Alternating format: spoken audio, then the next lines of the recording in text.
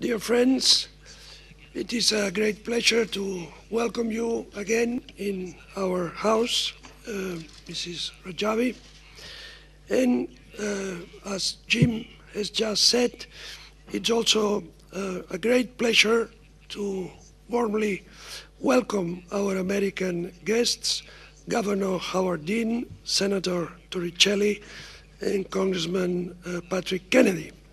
And of course, our good friend John Bruton, Prime Minister of Ireland.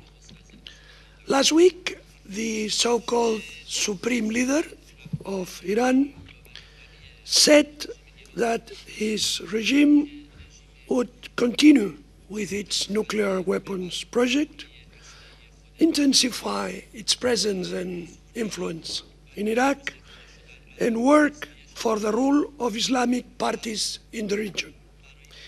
He also emphasized, it's not the first time they say it, that Israel should be destroyed.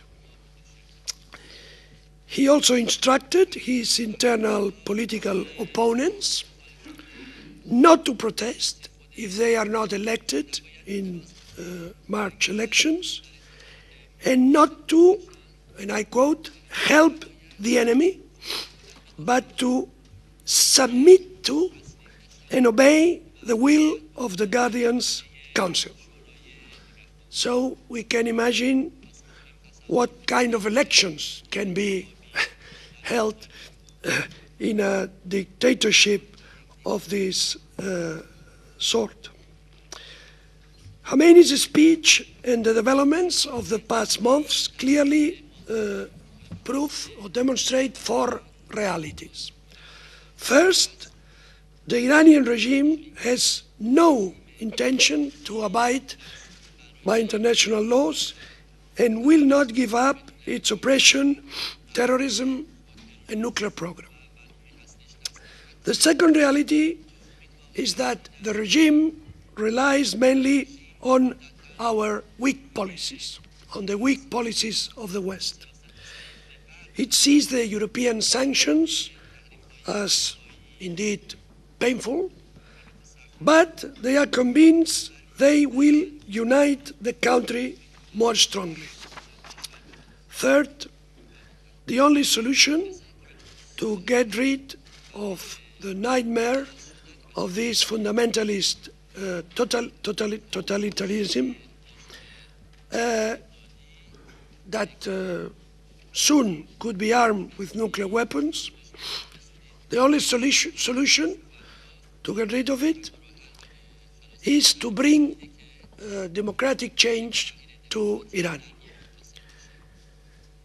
And fourth, this regime is paradoxically weak, vulnerable, and plagued by internal and external crises. A change of regime is needed. If the West were to deprive the regime of its assistance, and it would instead lend its support clearly to the democratic opposition, this change could be possible. These four realities, or these four principles, must be our guide in our relations with Iran. But regrettably, our governments overlook them for economic interest, short-term policy considerations, or some other reasons that sometimes are not transparent. Therefore, they have consistently failed in their policies towards Iran. The West's weak policy towards Ashraf also emanates from this same problem. Ashraf residents are a tool to achieve a democratic Iran and a region free from insecurity, unrest, and fundamentalism. Therefore, protection of Ashraf residents is not just a humanitarian cause, which is indeed, but a key issue to peace in the Middle East and throughout the world. We have discussed widely on these matters with the Special Representative of the United Nations Secretary General for Iraq, also with the Special Envoys of Secretary of State Clinton and High Representative for Foreign Policy and Security Policy of the European Union over the past few days. Let me mention some of the points we have dealt with these representatives. As Ashraf residents and President Rajavi have declared countless times, we want a peaceful solution that protects both the lives, the human rights, and the dignity of the residents. They are brave people, they are committed people, and we all know they will never relinquish their ideals to save their lives. The issue of Camp Liberty turning into a prison or not should be given special attention by the United Nations representative in Iraq. The minimum guarantees that the residents are asking for should be provided, and I underline that these requests are really minimum. If residents were to be deprived of their assets and vehicles, denied adequate space and freedom of movement, and be under constant surveillance by police, Camp Liberty would not be a transition resettlement installation. It would be a prison. And in this case, I fully agree, we must all fully agree with residents that they should not accept the transfer, because if they accept to be transferred to a prison, they are in risk to lose not only their lives, but their human dignity.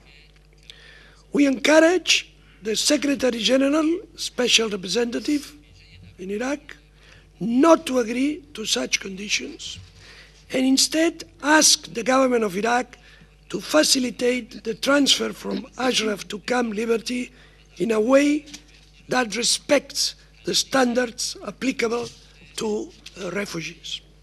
These minimums are achievable if there is sufficient political will to claim them. The most important issue is the resettlement of Ashraf residents in European or in general Western countries. We are working on this. We are working actively on this. We have organized in Parliament, in the European Parliament, a task force and a committee with several member states for this resettlement. I am following this issue in my own country, and many of my colleagues are urging the governments to accept the residents, especially and initially the most critically ill and wounded.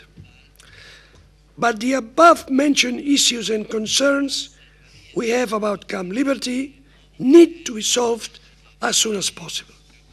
Finally, I want to have a very special thought for Ashraf residents, to address them directly. Dear friends in Ashraf, you have provided us with one of the greatest examples of resistance in modern history, 33 years of struggle against a cruel dictatorship, intensifying these last 9 years. Whenever the solution comes, whenever the democratic change comes to Iraq, you will know that you have been the driving force for the uprising in Iran and symbols of resistance and dignity in the region and the world over. Mrs. President, I congratulate you sincerely for your leadership, and I reiterate to you that you can count on us to find for our friends in Ashraf a peaceful, dignified solution, and we are really expecting to have all of them among us very soon. Thank you.